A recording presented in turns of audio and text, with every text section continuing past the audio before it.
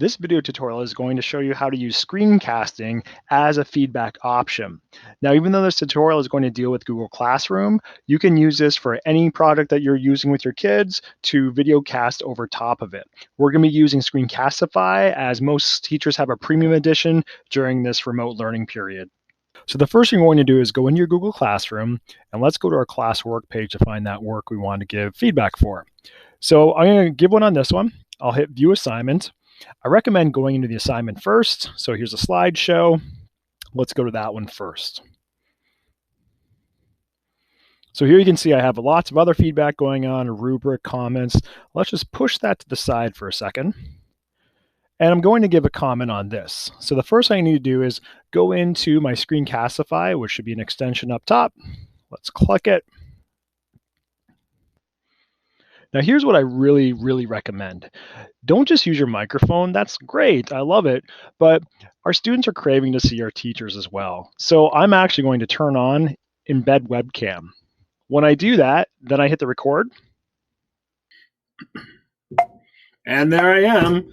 So the timer went down. Now you're seeing me live. I sound a little bit different because I took off my big tutorial headphones.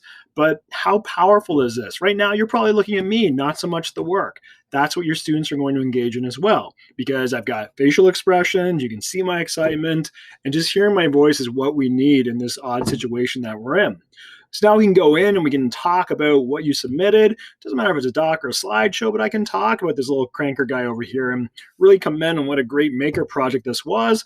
I can promote things like, oh, where'd you get the materials for this? What gave you this idea? So it really initiates a response from your students rather than just writing a comment or even just giving a voice note. There's something about the human race that just needs a face to make it personalized. And you can do this so easily for your students to make that connection. And it's going to create more engagement as well. So let's do this. Find a better spot than your basement and you'll be great. Now that you finished your feedback, the Screencastify will open up the editor. You can trim it, do whatever you want, but it was just a video comment for me, so it's good to go. There's a couple of ways to share it. I'm going to make sure you do the easiest one.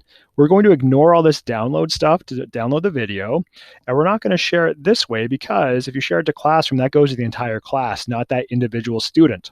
So we want to go to copy shareable link. It's exactly the same way as if you would do it in your Google Drive. So click on that.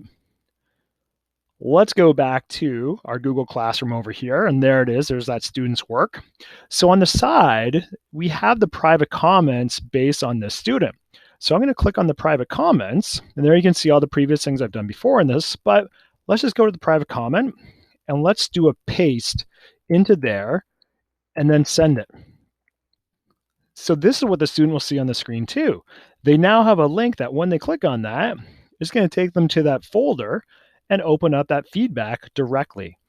That's the simplest, easiest way that you can now share video feedback.